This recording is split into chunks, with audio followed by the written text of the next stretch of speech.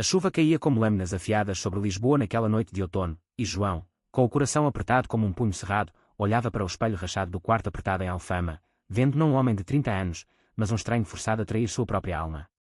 Ele havia prometido a si mesmo que nunca cederia às correntes invisíveis da família, mas ali estava, assinando um contrato de casamento falso com uma mulher que mal conhecia, tudo por um green card que prometia uma vida melhor nos Estados Unidos, uma ilusão que sua mãe, viúva e devota, via como salvação para a pobreza que o sufocava. No instante em que a caneta tocou o papel, um trovão rasgou o céu, e João sentiu como se o mundo inteiro conspirasse contra o segredo que carregava desde os 15 anos. Ele era gay, e aquele sim era uma mentira que poderia destruí-lo para sempre. João desceu as escadas estreitas da casa antiga, o cheiro de bacalhau assado misturando-se ao ar úmido, e encontrou sua mãe, Maria, na cozinha, os olhos inchados de lágrimas não derramadas, mas de uma esperança teimosa. É o seu futuro, filho, murmurou ela, apertando a mão dele com dedos calejados de anos limpando casas alheias. Ele assentiu, engolindo o nó na garganta, pensando em como aquela mulher, que o criara sozinha após o pai fugir para o Brasil deixando dívidas e silêncios, merecia mais do que mentiras. Mas o que Maria não sabia, e João jurara nunca revelar, era o vazio que o consumia, o desejo por um toque que não era de pena ou obrigação, mas de fogo verdadeiro. Naquela noite, enquanto assinava os papéis com Ana, uma prima distante disposta a fingir o casamento por uma parte do dinheiro da imigração, João sentiu o primeiro creque em sua armadura, um vislumbre de liberdade americana que poderia, talvez, permitir que ele respirasse sem o peso dos olhares julgadores da vizinhança conservadora de Lisboa. Dias se transformaram em semanas de preparativos febris. Ana era gentil, uma enfermeira de 28 anos com cabelos castanhos cacheados e um riso fácil que aliviava o constrangimento, mas entre eles não havia faísca, apenas um acordo prático selado com apertos de mão e promessas de divórcio discreto após o green card. João trabalhava como barista em uma cafeteria no Chiado, servindo expressos para turistas que falavam de amores livres e casamentos igualitários como se fossem contos de fadas, enquanto ele limpava as mesas sonhando com um mundo onde pudesse ser visto, não escondido. Sua família, tias devotas que frequentavam a sede de Lisboa toda domingo, sussurravam orações por uma união abençoada, ignorando os sussurros de João nos cantos escuros da casa, onde ele lia livros proibidos sobre identidades fluídas, escondidos debaixo do colchão. O conflito interno o dilacerava. Casar-se era traição à sua verdade, mas recusar era condenar sua mãe a mais um inverno sem aquecimento, a mais noites de sopa aguada. Uma tarde chuvosa, enquanto esperava Ana para uma sessão de fotos falsas para o dossiê de imigração, João vagou pelas ruas de Belém, o vento salgado do Tejo carregando ecos de carrilhões distantes. Foi ali, em uma praça escondida atrás do mosteiro dos Jerónimos, que ele trombou com Miguel, literalmente, derrubando o café do estranho no chão de pedra irregular. Desculpa, eu não vi, gaguejou João, ajoelhando-se para limpar a mancha, mas Miguel riu, um som grave e genuíno que ecoou como um raio de sol na tempestade. Alto, com pele oliva e barba por fazer, Miguel era um artista de rua, pintando murais de azulejos modernos que misturavam folclore português com símbolos de arco-íris sutis, vendendo telas para colecionadores que passavam de bonde. Sem problema, amigo. O café era amargo mesmo. Quer um novo? Eu pago. Aquela troca de olhares, breve mas elétrica, foi o primeiro vislumbre de algo real em meses, e João, com o coração acelerado, aceitou, sentindo-se visto pela primeira vez em anos. Miguel levou João a uma pequena confeitaria ali perto, onde pastéis de nata fumegantes foram servidos com histórias de viagens. Ele havia vivido em Barcelona, onde a comunidade LGBTQ+ pulsava como uma veia viva nas Ramblas, e agora voltava a Lisboa para pintar as cicatrizes da cidade com cores que curam. João ouvia, fascinado, revelando pedaços de si mesmo sem perceber, o peso da família, o casamento iminente como uma âncora. Miguel não julgou, em vez disso, seus olhos escuros brilharam com empatia, e quando suas mãos se tocaram ao passar o açúcar, João sentiu um calor que não era do chá. Às vezes, a família que nos é dada não é a que merecemos, disse Miguel baixinho, e aquelas palavras plantaram uma semente de rebelião no peito de João. Eles se despediram com um abraço desajeitado, mas o número de telefone trocado em um guardanapo prometia mais, e naquela noite, deitado na cama estreita, João sonhou com murais coloridos e risos livres, acordando com o pavor de que seu segredo pudesse ruir tudo. O ensaio do casamento foi um circo de fingimentos. Na igreja de São Roque, com velas tremulozindo e o padre entoando bênçãos em latim, Ana e João posaram para fotos, sorrisos forçados contrastando com o peso das coroas de flores. A família de Ana, imigrantes de Moçambique com sotaque caloroso, abraçava todos com alegria genuína, mas João via nos olhos dela o mesmo cansaço. Ela também escondia segredos, um amor por uma colega de trabalho que a família nunca aceitaria. Vamos sobreviver a isso, sussurrou ela durante a recepção improvisada em uma tasca de Alfama, e João assentiu, mas seu telefone vibrou com uma mensagem de Miguel. Vi um mural perfeito para você hoje. Quer ver? O coração dele disparou, e enquanto dançava uma valsa desajeitada com Ana, sua mente vagava para ruas onde o amor não era um contrato, mas uma escolha. Naquela semana, encontros com Miguel se multiplicaram como flores selvagens nas calçadas de Lisboa. Eles caminhavam pelo bairro Alto à noite, onde bares escondidos pulsavam com música fado misturada à eletrónica e João, pela primeira vez, falava abertamente sobre sua atração por homens, as noites solitárias questionando por que Deus o fizera assim em uma terra de santos e pecados. Miguel compartilhava suas próprias feridas, rejeitado pelo pai pescador no Algarve por não ser homem o suficiente, ele encontrara refúgio na arte e em uma rede de amigos que se autodenominavam a família escolhida. Aqui em Lisboa, há um lugar para nós, disse ele uma noite, levando João a um café secreto no Cais do Sodré, onde drag queens contavam piadas afiadas e casais do mesmo sexo brindavam com vinho verde sem olhares enviesados. João sentiu as barreiras ruírem, mas o medo o ancorava. O green card era a chave para escapar da estagnação, mas casar significava enterrar aquela faísca recém-acesa. O conflito explodiu em uma discussão familiar durante o jantar de noivado. Maria, servindo ensopado de grão de bico, elogiava Ana como a noiva perfeita, que trará bênçãos, mas uma tia bisbilhoteira, com rosário tilintando, comentou: João sempre foi quieto demais com as mulheres. Cuidado para não ser daqueles. O silêncio caiu como uma guilhotina, e João, vermelho de raiva, derrubou o copo, o vinho tinto manchando o linho como sangue. Dos quais? Dos que amam de verdade, gritou ele, as palavras escapando antes que pudesse contê-las. A mesa irrompeu em murmúrios, Maria chorando, acusando-o de ingratidão, e João fugiu para a chuva, correndo até o mirador da Senhora do Monte, onde o Tejo se estendia como um espelho quebrado. Ali, sozinho com as estrelas, ele ligou para Miguel, a voz embargada: eu não aguento mais fingir. Horas depois, Miguel apareceu com um casaco extra e um abraço que cheirava a tinta fresca, e pela primeira vez, João beijou alguém não por obrigação, mas por desejo puro, um beijo breve, sob a lua, que selou uma promessa não dita. Mas a calmaria era ilusória. Ana, percebendo a mudança em João, confrontou-o em um parque de Sintra, entre palmeiras sussurrantes e castelos de conto de fadas que pareciam zombar de suas vidas falsas. Se você ama ele, por que não luta? Eu também estou presa nisso, confessou ela, revelando seu próprio romance secreto com Sofia, uma ativista pelos direitos das mulheres em Coimbra. Juntas, elas tramaram um plano arriscado: adiar o casamento, forjar documentos para que cada uma seguisse seu caminho, mas o risco era alto: deportação para Ana se o green card falhasse, e para João, o colapso financeiro da família. Enquanto isso, Miguel introduziu João ao núcleo de sua família, um grupo de amigos GLBT que se reuniam em um loft no Lisboa Factory, antigo complexo industrial transformado em criativo.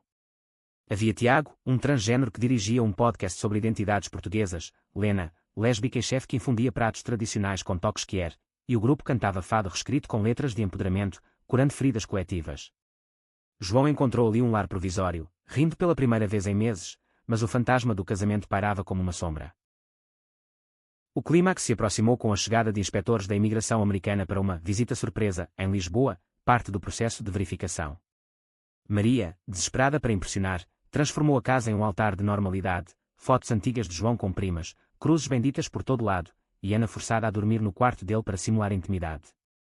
João, sufocado, escapou para uma manifestação no Rossio, onde ativistas GLBT marchavam contra a discriminação crescente em vilarejos rurais, bandeiras arco-íris tremulando ao vento atlântico. Miguel estava lá, no centro da multidão, pintando um banner gigante com o lema "Amor não tem fronteiras", e quando seus olhos se encontraram em meio ao caos de cânticos e sirenes distantes, João soube que não podia mais recuar. Mas o destino interveio: um repórter local, atraído pelo tumulto, reconheceu João da foto de noivado na imprensa social, e um artigo sensacionalista explodiu online: noivo hétero em protesto gay. Escândalo em Lisboa. O telefone de João tocou sem parar, Maria histérica, Ana em pânico, e a família estendida cuspindo veneno em mensagens do WhatsApp. Fugindo para o loft do Lisboa Factory, João desabou nos braços de Miguel, o corpo tremendo não de frio, mas de terror puro. Eles vão-me destruir, soluçou ele, enquanto Tiago e Helena preparavam chá de camomila e escutavam em silêncio solidário. Miguel, com voz firme como o granito das muralhas de Óbidos, respondeu: não sozinhos. Nós somos sua família agora. Naquela noite, o grupo planejou uma contraofensiva. Ana, corajosa, concordou em testemunhar a verdade para as autoridades, revelando o casamento falso para salvar suas próprias verdades. Sofia veio de Coimbra para apoiá-la, transformando o medo em aliança. João, inspirado, gravou um vídeo confessional para o podcast de Tiago, contando sua jornada de negação à aceitação, as palavras fluindo como dor em cheia. O vídeo viralizou, não como escândalo, mas como um hino de vulnerabilidade, tocando corações em Porto e Faro, onde jovens isolados se sentiram menos sós. A reviravolta veio em uma audiência improvisada na Embaixada Americana, um prédio austero no centro de Lisboa com bandeiras tremulando ao vento salgado. João, flanqueado por Miguel e seus amigos, enfrentou os oficiais com a cabeça erguida, confessando o engano do green card mas suplicando por uma chance real, um visto de trabalho baseado em suas habilidades como artista aprendiz de Miguel, e apoio para Ana como refugiada de perseguição homofóbica em Moçambique. Maria, surpreendentemente, apareceu na porta, o rosto envelhecido pela noite sem sono, mas os olhos suavizados por horas de oração e ligações com uma prima progressista em Cascais. Eu errei, filho. O amor não é papelada, é o que nos faz inteiros, disse ela, abraçando-o pela primeira vez sem condições. Os inspetores, tocados pela honestidade crua, e pelo buzo midiático que transformava o caso em símbolo de mudança, concederam vistos humanitários, não pelo casamento, mas pela resiliência humana. Meses depois, sob o sol de verão no Algarve, João e Miguel caminhavam por praias de areia dourada, mãos entrelaçadas sem medo, enquanto Ana e Sofia planeavam uma vida juntas em Lisboa, e Maria, visitando de Alfama, ria com Lena sobre receitas reinventadas. A família verdadeira não era de sangue, mas de corações entrelaçados, forjada em tempestades e iluminada por dons portugueses. João, agora pintor de murais que contavam histórias que nas paredes de Belém, sabia que o green card era mera ilusão, o verdadeiro passaporte era o amor que ele havia encontrado, livre e eterno como o Oceano Atlântico. E assim, em uma Portugal que mudava devagar como as marés, eles floresciam, provando que mesmo nas correntes mais apertadas, o coração sempre encontra seu caminho para casa. O sol nascente tingia o céu de Lisboa com tons de laranja e rosa, mas para João, o amanhecer trazia apenas o peso renovado da noite anterior. Ele havia dormido no sofá do loft de Miguel, o corpo encolhido sob um cobertor poído que cheirava a tinta acrílica e café forte, enquanto o vídeo confessional ecoava em sua mente como um eco incessante. Acordando com o som de panelas tilintando na cozinha coletiva, ele encontrou Lena preparando ovos mexidos com chouriço, o aroma reconfortante contrastando com o caos que se avizinhava. Bom dia, herói da noite, brincou ela, com um piscar de olho que escondia preocupação genuína. João sorriu fracamente, pegando o telefone, centenas de notificações, de parabéns anónimos a xingamentos de parentes distantes que o chamavam de aberração da família. Miguel entrou então, descalço e com uma camiseta manchada de azul celeste, e sem palavras, puxou João para um abraço que dizia tudo o que as sílabas não podiam. Eles desceram para o pátio do Lisboa Factory, onde o mercado de domingo fervilhava com artesãos vendendo joias de cortiça e livros de poesia underground. João precisava de ar, de normalidade, mas o mundo conspirava contra isso. Um grupo de turistas o reconheceu do vídeo, pedindo selfies com expressões de admiração misturada à curiosidade mórbida. Você é corajoso, cara. Aqui na América, isso é rotina, mas em Portugal. Uau! As palavras do americano loiro cortaram como faca. João quis gritar que coragem não era escolha, mas sobrevivência, forjada em anos de silêncios engolidos e olhares desviados na missa dominical. Miguel, sentindo a tensão, entrelaçou os dedos nos dele publicamente pela primeira vez, um gesto pequeno que pulsava como um terremoto interno. Vamos ao Tejo. Lá, o barulho da água afoga os ruídos. Caminhando pela marginal, com o vento salgado bagunçando seus cabelos, João abriu o coração sobre as rachaduras de sua infância, o pai ausente que mandava postais do Rio com desenhos de Cristo Redentor, prometendo voltar mas nunca o fazendo, a mãe que o vestia de marinheiro para festas de família, dizendo, seja homem, Joãozinho, sem saber que ele sonhava com príncipes em vez de princesas. Miguel ouvia, traçando padrões invisíveis na areia com um graveto, revelando sua própria tapeçaria de dores, a mãe que o incentivava a cantar fado em tabernas do sul, mas o pai que o espancava por olhar torto para o filho do vizinho. Eu fugi aos 18, com uma mochila e um pincel. Lisboa me salvou, mas você. Você está salvando a mim agora. A confissão pairou no ar, e João, com o peito apertado de emoção, inclinou-se para um beijo que o mar aplaudiu com ondas quebrando. Era puro, sem pressa, um selo de almas que se reconheciam após vidas de exílio. De volta ao loft, o grupo se reuniu para uma sessão de estratégia, como Tiago batizou, espalhando papéis e laptops sobre a mesa de madeira gasta. Ana chegou primeiro, os olhos vermelhos mas determinados, acompanhada de Sofia, cuja presença trazia um ar de urgência ativista. Ela carregava pilhas de panfletos sobre leis de asilo para casais LGBTQ+ em Portugal. O escândalo pode ser nossa arma, disse Sofia, traçando um plano, petições online para pressionar a embaixada, alianças com a ONGs como a ILGA Portugal, e até uma entrevista coletiva no Jornal Público. João hesitava, o medo de expor Maria, que ainda navegava em águas de negação e culpa, como uma âncora. Ela me ligou às 3 da manhã, pedindo perdão. Mas e se isso a quebrar de vez? Lena, sempre a voz da razão prática, rebateu, às vezes, quebrar é o primeiro passo para reconstruir mais forte. Lembra da minha avó em Évora? Ela me deserdou por namorar mulheres, mas hoje manda biscoitos caseiros para o nosso altar de São Sebastião. O riso aliviou a tensão, e pela primeira vez, João viu o mapa não como campo minado, mas como trilha para a liberdade coletiva. Enquanto isso, as ramificações do vídeo se espalhavam como videiras selvagens. Em Alfama, vizinhos que outrora cochichavam agora batiam à porta de Maria com flores e convites para chás solidários, mulheres idosas que haviam perdido filhos para a AIDS nos anos 80 compartilhando histórias de luto e aceitação tardia. Maria, sozinha na casa agora vazia de João, folheava álbuns antigos, parando em uma foto dele aos 10 anos, com um sorriso tímido e um colar de conchas que ele mesmo fizera. Lágrimas caíam, mas com elas veio uma resolução. Ela pegou o telefone e ligou para a tia progressista em Cascais, pedindo conselhos sobre como amar um filho que o mundo tenta apagar. Horas de conversa fluíram, e ao amanhecer, Maria vestiu seu melhor vestido, o de renda preta para festas, e dirigiu o ônibus lotado até o Chiado, onde sabia que João trabalhava. Encontrando-o atrás do balcão, servindo capucinos com mãos trêmulas, ela estendeu os braços. Eu vim para lutar com você, não contra. O abraço foi desajeitado, público, e clientes aplaudiram, transformando o momento em ponte entre gerações feridas. Mas nem tudo era luz. Um confronto sombrio veio à noite, quando o primo de Ana, um oficial da polícia com bigode rígido e uniformizado, invadiu o loft batendo na porta como um tambor de guerra. Vocês estão arruinando a família. Ana vai ser deportada por causa dessa palhaçada, gritou ele, o rosto contorcido de raiva homofóbica enraizada em sermões evangélicos importados do Brasil. Sofia, rápida como um raio, gravou tudo no celular, transformando a ameaça em prova para as autoridades, mas João sentiu o pavor ancestral, o medo de violência que pairava sobre homens como ele em becos escuros de Lisboa. Miguel se interpôs, o corpo tenso como uma corda de viola, e ordenou, saia, ou chamamos a PSP agora mesmo. O primo recuou, cuspindo insultos, mas o incidente deixou cicatrizes. João acordava suando, sonhando com punhos e portas trancadas. Miguel, noturno como um lince, velava seu sono, sussurrando poemas de Fernando Pessoa adaptados. Eu sou o outro, e o outro sou eu, no amor que não se curva. A semana culminou em uma assembleia comunitária no Bairro Alto, um salão alugado com paredes grafitadas e cheiro de incenso de sândalo. Centenas se reuniram, jovens de Faro com tatuagens de arco-íris, casais idosos de Coimbra segurando mãos enrugadas, e até repórteres do Expresso com cadernos abertos. João subiu ao palco improvisado, o microfone tremendo em sua mão, e falou não de vitimização, mas de transformação. Eu pensei que o green card era minha salvação, mas era uma prisão disfarçada. A verdadeira cidadania é esta, pertencer a quem nos vê inteiros. Aplausos ribombaram, e Miguel, nos bastidores, pintava um esboço rápido de João como um fênix renascendo das cinzas do Tejo. Ana seguiu, sua voz firme contando de raízes moçambicanas cortadas por tabus coloniais, e juntas, com Sofia, elas anunciaram uma fundação para imigrantes que era, financiada por doações que choveram como maná digital. Maria, na primeira fila, enxugava lágrimas, orgulhosa de um filho que ela mal conhecia, mas agora via claramente.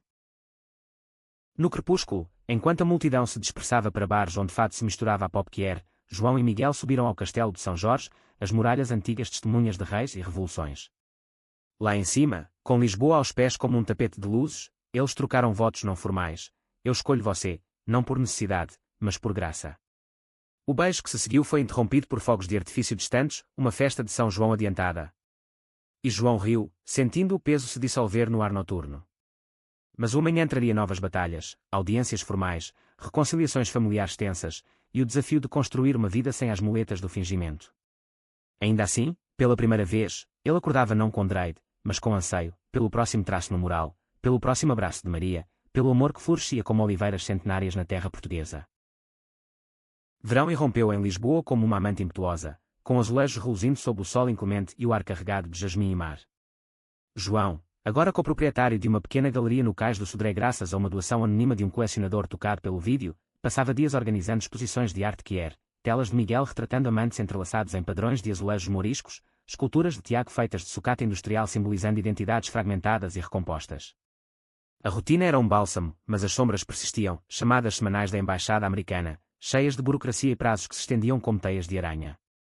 Ana e Sofia, instaladas em um apartamento modesto no Intendente, navegavam águas semelhantes, com audiências para o asilo de Ana que evocavam memórias de perseguições em Maputo, onde amor entre mulheres era sussurrado como maldição.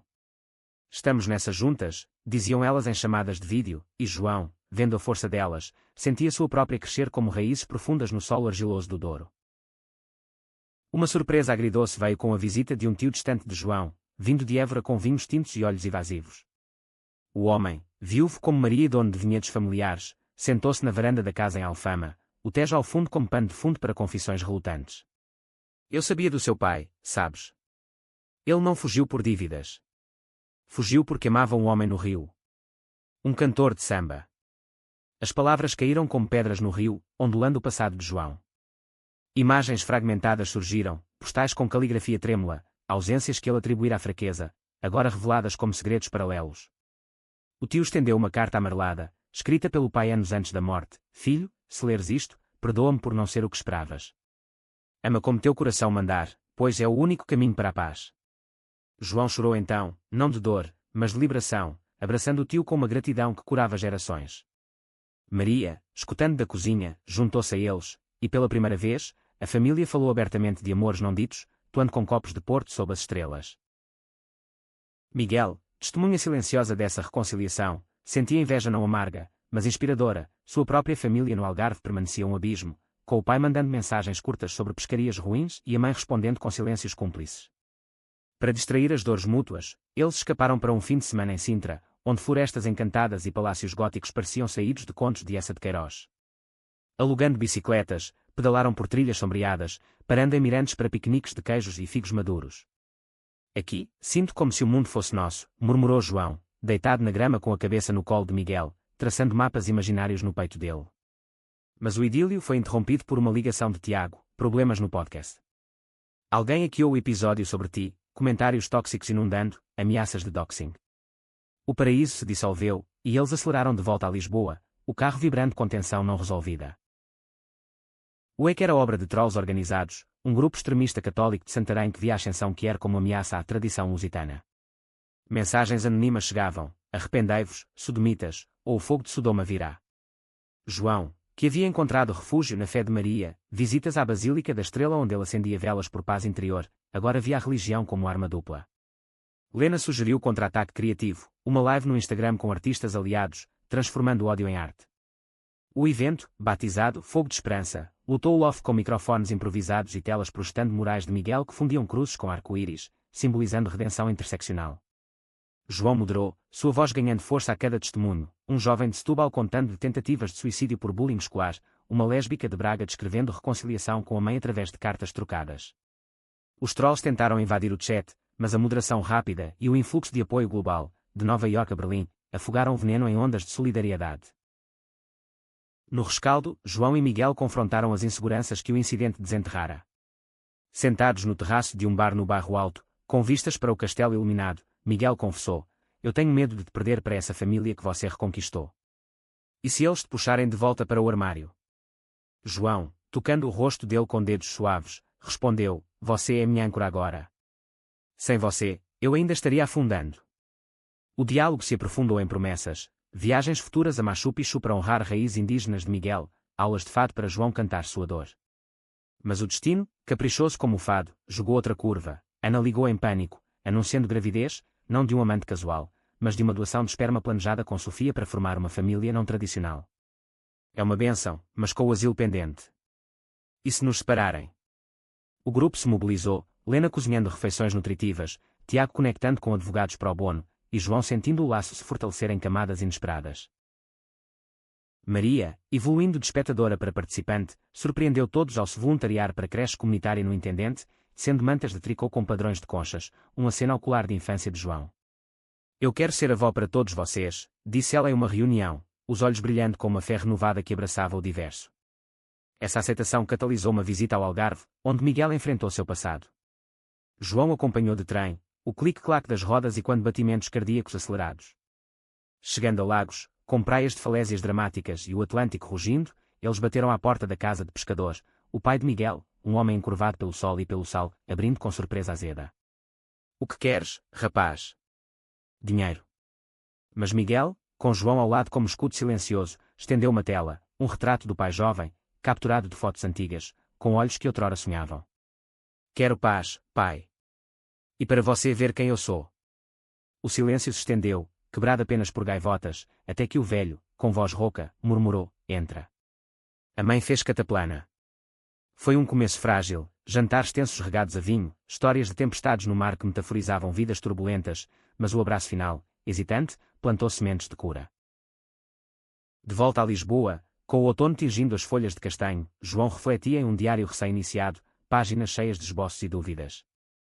O green card, outrora obsessão, agora parecia relíquia de uma era pré-Miguel, pré-família escolhida. Ainda assim, desafios persistiam, uma audiência final na embaixada, onde depoimentos seriam cruciais. Sofia treinou todos como atores de um drama de Camões, ensaiando respostas que equilibravam vulnerabilidade e força. Na véspera, o grupo celebrou com uma ceia no Tejo, barcos de luzes flutuando como estrelas caídas, brindando não a vitórias passadas, mas a horizontes por vir. João, olhando para Miguel dançando descalço na areia, sentiu uma certeza profunda: o amor não era ausência de conflito, mas presença nele, sendo tapeçarias de resiliência. E enquanto a lua subia, prateada e serena, ele sussurrou uma oração secular: que Portugal, terra de navegadores, navegasse também para águas de aceitação total. O inverno de 2026 chegou a Lisboa com um manto de névoa que envolvia o Chiado como um véu de mistério, e com ele, a audiência decisiva na Embaixada Americana, um prédio de vidro e aço que contrastava com as curvas orgânicas das cúpulas barrocas ao redor. João acordou cedo, o estômago revirando como o mar em maré viva, vestindo uma camisa branca impecável que Miguel havia passado na noite anterior, um gesto de ternura doméstica que ancorava sua ansiedade. Você vai brilhar, como sempre, murmurou Miguel, beijando sua testa antes de saírem, o carro lotado com o grupo, Ana radiante apesar da gravidez incipiente, Sofia com pastas de documentos como armadura, Tiago com seu gravador para capturar qualquer injustiça, Helena com termos de café forte para sustentar espíritos. Maria insistiu em vir, sentada no banco de trás com um rosário entre os dedos, não para julgar, mas para rezar por justiça divina, seja qual for o disfarce. A sala de audiências era estéril, com bandeiras do GUA e de Portugal flanqueando uma mesa longa onde 3 oficiais, uma mulher de meia-idade com óculos de armação fina, um homem jovem de sotaque texano, e um moderador português neutro, aguardavam com expressões impassíveis. João começou, voz firme apesar do tremor interno, narrando a jornada do casamento falso como uma fábula moderna de ilusões quebradas. Eu entrei nisso por desespero econômico, mas saí por honestidade, minha, e a de todos que amamos sem máscaras. Ana seguiu, tocando a barriga sutilmente, contando de raízes moçambicanas onde o amor que era punido com ostracismo familiar, e como Portugal se tornara refúgio precário. Sofia apresentou evidências, petições com milhares de assinaturas, artigos do Diário de Notícias elogiando sua resiliência como o novo fado da diversidade. Os oficiais anotavam, fazendo perguntas cortantes, como garantem que não repetirão fraudes. Mas o depoimento de Maria foi o pivô: eu forcei meu filho a mentir por amor torto. Agora, amo o homem que ele é, e peço que deem a ele o que minha cegueira negou, uma chance de voar. Lágrimas não caíram, mas o silêncio que se seguiu falou volumes, e quando saíram horas depois, o verdito pendia como uma espada, prometido em 2 semanas. Enquanto esperavam, a vida descia fios inesperados de alegria e tensão. A galeria de João ganhou tração, com uma exposição conjunta Amores Sem Fronteiras, atraindo críticos do Jornal de Letras e Artes, que comparavam os murais de Miguel a azulejos renascentistas com alma contemporânea. Mas o sucesso atraiu inveja. Um ex-colega de João, invejoso do abuso midiático, espalhou rumores online de que a arte era propaganda financiada por lobbies estrangeiros. O grupo contra-atacou com uma noite aberta na galeria, convidando a comunidade para sessões de pintura coletiva, onde mãos de todas as idades e orientações criavam um mural vivo no chão, simbolizando unidade fluida. João, pincel na mão, ria enquanto uma criança de 5 anos pintava um coração arco-íris, mas internamente, duvidava, e se o green card, agora visa de artista, fosse negado, ancorando-os em incertezas financeiras. Miguel, lendo seus pensamentos como um livro aberto, planejou uma surpresa, um retiro de fim de semana em Óbidos, a vila medieval com livrarias em cada canto, onde o tempo parava entre páginas de romances proibidos. Em Óbidos, sob muralhas de pedra que sussurravam segredos de rainhas mouras, eles passearam de mãos dadas sem disfarces, comprando edições raras de poesia de Sofia de Melbreiner, cujas linhas sobre o mar ecoavam suas almas inquietas. Aqui, sinto como se pudéssemos reescrever o passado, disse João, recostado em uma almofada de um café literário, mas Miguel, com olhos sombreados, confessou uma ferida fresca, uma carta do pai no Algarve, admitindo remorso mas exigindo que ele voltasse para casa e esquecesse essa vida de artista boêmio. O conflito reacendeu inseguranças. Miguel se via como ponto instável entre mundos, temendo falhar em ambos. João, em resposta, organizou uma leitura improvisada na Praça Central, recitando versos adaptados de Camões sobre amores impossíveis que triunfam, atraindo moradores locais que aplaudiram com vinho de cereja nas mãos. Foi um bálsamo, mas o retorno a Lisboa trouxe notícias mistas. O verdito da embaixada era positivo para todos, vistos concedidos, com condições de check-ins anuais, mas com uma cláusula surpresa: João deveria retornar ao GUA por 3 meses para treinamento cultural, testando sua integração. A cláusula era uma bênção disfarçada de maldição, prometendo exposição artística em galerias de Nova York, mas separando de Miguel por um quarto gelado de outono. É só tempo, assegurou João em uma despedida no aeroporto de Portela, abraçando Miguel com força que doía, mas o voo transatlântico foi um purgatório de turbulências internas, filmes de Hollywood sobre imigrantes que pareciam paródias de sua vida, e mensagens de texto que pingavam como gotas de chuva no oceano de separação. Em Nova York, o Skyline de arranha-céus o oprimiu, um contraste gritante com as colinas suaves de Lisboa. Ele expôs em uma galeria no SOO, telas de Miguel enviadas por correio que capturavam o Tejo em tons de saudade, e o público aplaudiu, mas João sentia falta do cheiro de pastéis de nata e do riso rouco de Lena. Chamadas noturnas com o grupo eram âncoras. Ana, agora visivelmente grávida, compartilhando ultrassons que pareciam mapas de futuros promissores, Maria enviando fotos de Alfama decorada para o Natal, com luzes que piscavam como estrelas de esperança. Mas a distância testou o amor como fogo na forja. Miguel, sozinho no loft, mergulhava em pinturas febris, traços violentos que expressavam o vazio, e uma noite, após vinho demais, ligou embriagado. E se isso for o fim? Você lá, brilhando, e eu aqui, na sombra. João, acordado às 2 da manhã em um hotel impessoal, chorou no telefone, prometendo: você é minha luz, Miguel. Volto mais forte por nós. A crise culminou em uma visita surpresa. Tiago, usando milhas acumuladas de um patrocinador do podcast, voou para JFK com um violão e histórias para distrair. Juntos, exploraram o Village, onde Stonewall ecoava como um hino de rebelião, e João gravou um episódio especial sobre pontes transatlânticas de identidade, entrevistando ativistas latinos que viam paralelos com sua jornada portuguesa. O episódio viralizou, atraindo convites para palestras, mas também trolls americanos e quando os portugueses, volte para sua Europa decadente. Reforçando que preconceito não respeitava oceanos. Retornando a Lisboa em dezembro, com neve rara polvilhando o Rocio, João correu para os braços de Miguel no terminal, o reencontro um turbilhão de beijos e sussurros que apagavam as milhas. A família se reuniu para a consoada em Alfama, uma mesa farta de rabanadas e bacalhau, agora ampliada com Sofia tocando viola e Ana revelando o nome do bebê, Tejo, em homenagem ao rio que os unira. Maria, erguendo um brinde, falou com voz trêmula: Deus nos deu família de sangue, mas o coração nos deu esta. Que nunca a percamos. Risos e lágrimas se misturaram, e fora, sinos de Natal tocavam, marcando não um fim, mas um capítulo em evolução. João, olhando pela janela para luzes dançando no Tejo, soube que a verdadeira green card era esta rede de almas, tecida em Portugal com fios de coragem e graça. Primavera de 2026 desabrochou em Lisboa com uma explosão de amendoeiras em flor, pétalas rosadas caindo como confetes sobre as ruas de Alfama, e com ela, o nascimento de Tejo, um menininho de olhos escuros e choro vigoroso que uniu o grupo em uma bolha de milagre e exaustão. Ana e Sofia, exaustas mas radiantes no Hospital de Santa Maria, receberam visitas em rodízio, Lena com potes de sopa de abóbora reconfortante, Tiago compondo uma canção de Ninar Kier com toques de fado, e João segurando o bebê pela primeira vez, sentindo um amor protetor que transcendia laços de sangue. Ele é nosso todos, sussurrou Sofia, e João, pensando em seu próprio pai fantasma, jurou ser o tio que nunca tivera, presente, incondicional.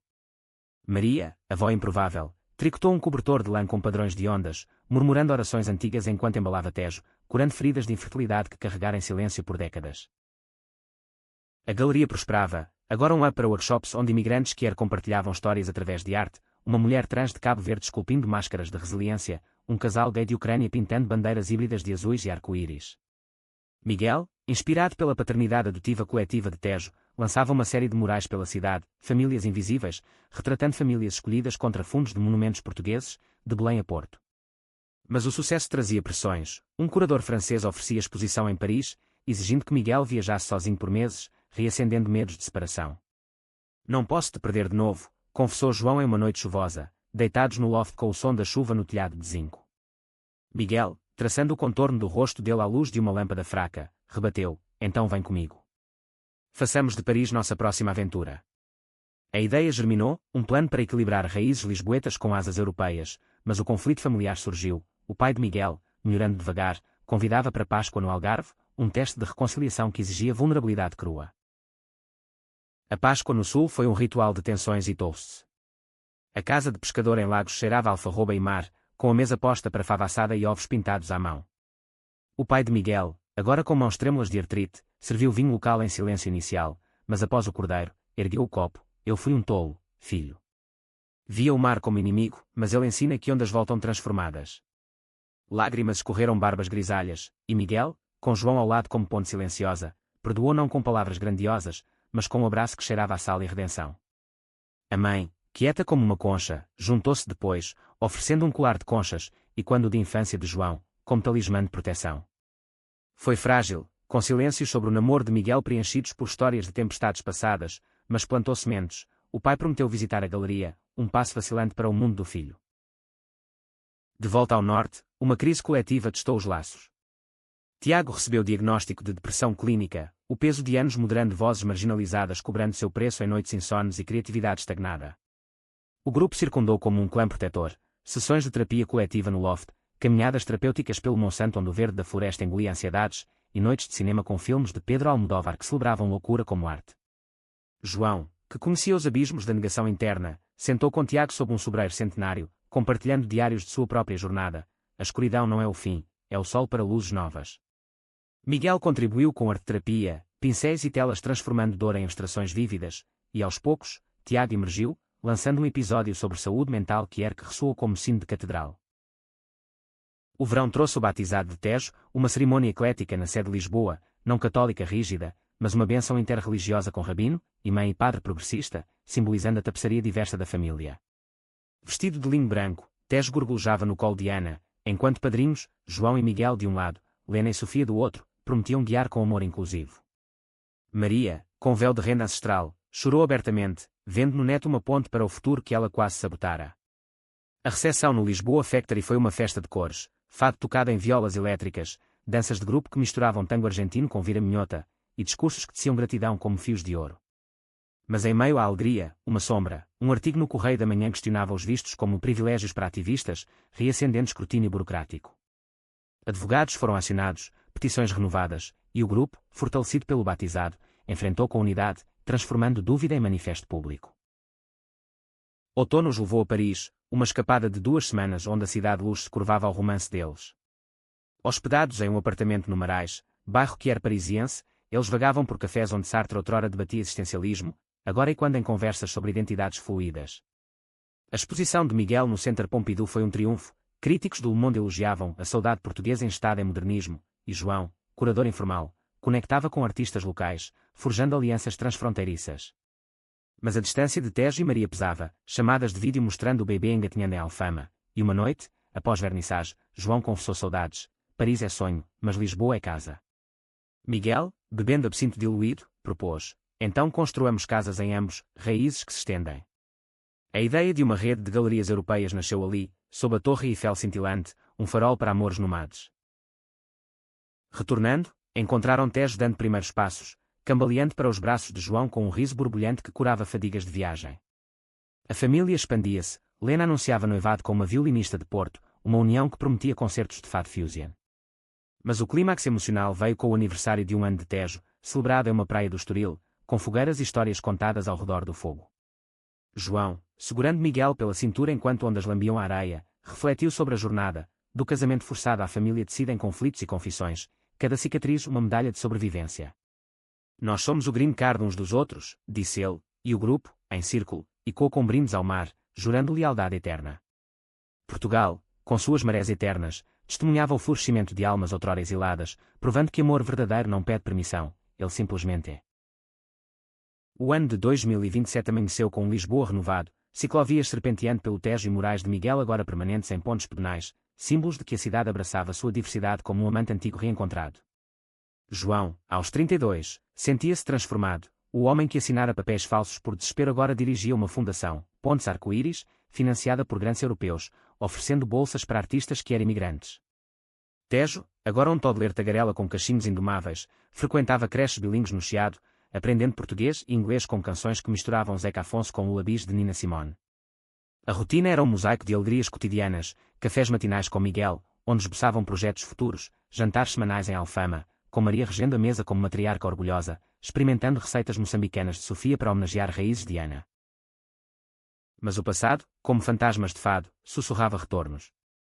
O tio de Évora, portador de notícias do testamento do pai de João, visitou com um envelope lacrado, propriedades no Brasil herdadas, vinhedos em Minas Gerais que poderiam mudar sua estabilidade financeira. Ele deixou para ti, sabendo que eras o mais forte, disse o tio, e João, folheando documentos amarelados, sentiu um puxão transatlântico, uma chance de honrar o legado gay do pai, mas também o terror de raízes divididas. Miguel, prático como sempre, sugeriu uma viagem exploratória, vamos ver se o samba cabe em nossas vidas. O grupo, consultado em uma reunião no Loft, votou entusiasticamente, com Tiago oferecendo-se para documentarem um especial de podcast Heranças Quer, do Tejo ao Amazonas. Ana, equilibrando maternidade com ativismo, alertou: cuidado com as diferenças culturais, o Brasil tem suas próprias sombras de preconceito. A viagem ao Rio foi um vórtice de contrastes, o Cristo Redentor abençoando com braços abertos, mas becos da Lapa onde olhares enviesados seguiam casais como eles. Alugando um apartamento em Santa Teresa, com vistas para o Pão de Açúcar, João e Miguel mergulharam em pesquisas, visitas a vinhedos onde o pai trabalhara como enólogo, conversas com tias distantes que revelavam anedotas de um homem carismático que cantava sambas melancólicos sobre amores proibidos. Um encontro pivotal veio em uma roda de samba no Pedra do Sal, onde um percussionista idoso, com mãos calejadas de brimbau, reconheceu o sobrenome de João: teu pai tocava aqui nos anos 80, com um rapaz de olhos verdes. Eles eram fogo, mas o mundo apagou. A história, entrelaçada com batidas de surdo, curou uma ferida que João nem sabia sangrar, e ele dançou pela primeira vez sem inibições, o suor misturando lágrimas de catarse. Miguel, batendo palmas ao ritmo, sussurrou: teu pai vive em ti, na coragem de dançar. De volta a Portugal, a herança se transformou em ação. João investiu em uma filial da Fundação no Rio, conectando artistas lusófonos que era através de residências interculturais. Mas desafios domésticos testavam a resiliência. Lena's Wedding, planejada em uma quinta no Douro com vinhedos como catedral natural, virou furacão quando a família conservadora dela de Trás-os-Montes boicotou, enviando cartas de desaprovação que ecoavam sermões medievais. O grupo circundou Lena como escudo, reorganizando a cerimônia em uma vinha particular com apenas os escolhidos, votos trocados sob parreiras carregadas, um quarteto de cordas tocando Vivaldi adaptado com toques de morna cabo-verdiana. João, como padrinho, discursou sobre famílias que se constroem como vinhos, fermentadas no tempo, destiladas em essência pura, e quando Lena e sua noiva se beijaram sob o sol poente, o aplauso foi um rugido de triunfo coletivo. Maria, convidada de honra, dançou uma valsa desajeitada com o pai de Miguel, que viajara de Faro, simbolizando pontes intergeracionais. O outono trouxe uma reviravolta pessoal para João e Miguel, uma proposta de casamento, não por papeles, mas por celebração. Em um piquenique no Parque Eduardo VII, com o castelo distante como sentinela, Miguel ajoelhou-se com um anel de cortiça entalhada, simples, português, eterno. Casa comigo não para fugir, mas para ancorar, disse ele, e João, rindo através de lágrimas, aceitou, imaginando uma cerimônia no Tejo com barcos flutuantes como altar. Os preparativos viraram festival comunitário, Tiago produzindo um docu-série sobre o casal, Sofia coordenando alianças legais para uniões que era em Portugal, e Ana costurando trachos com tecidos de azulejos impressos. Mas o clímax veio com uma crise de saúde. Maria sofreu um leve derrame durante uma caminhada em Belém, o corpo traidor cedendo ao stress acumulado de anos de luto e transformação. No hospital, rodeada por monitores bipando, ela apertou a mão de João: não chores, filho. Eu vivi para ver isso, teu amor, real e radiante. A recuperação foi lenta, fisioterapia no Chiado onde Tejo a visitava com desenhos rabiscados, mas emergiu mais forte, com uma fé que agora incluía orações por todas as cores do arco-íris. O casamento, em uma manhã de verão no Cais de Alcântara, foi um espetáculo de alma portuguesa, fado ao vivo com letras originais sobre jornadas de aceitação, convidados em barcos que navegavam o Tejo como uma frota de esperança, e votos que entrelaçavam promessas pessoais com homenagens à família escolhida. Você me deu o green card para o coração, disse João a Miguel, selando com um beijo sob aplausos que ecoavam nas águas. Tejo, agora 3, espalhava pétalas com risos, enquanto Maria, de cadeira de rodas florida, abençoava com um sorriso que iluminava mais que o sol. A recepção no Lisboa Factory pulsou com danças até o amanhecer, fogos iluminando o horizonte como estrelas cadentes. Anos fluíram como o rio eterno, com a fundação expandindo para Cabo Verde e Moçambique, Tejo crescendo em uma Lisboa que mudava, leis de adoção que eram aprovadas, morais de Miguel em escolas ensinando empatia. João, refletindo em um diário envelhecido, via a jornada como epopeia, do homem forçado a casar por ilusão a patriarca de uma linhagem de amor autêntico. A família verdadeira, tecida em mal-entendidos, preconceitos e triunfos, provava que em Portugal, terra de saudades e descobertas, o coração sempre encontra seu porto seguro. E assim, sob céus de safira, eles viveram, não sem tempestades, mas através delas, em uma sinfonia de laços inquebráveis.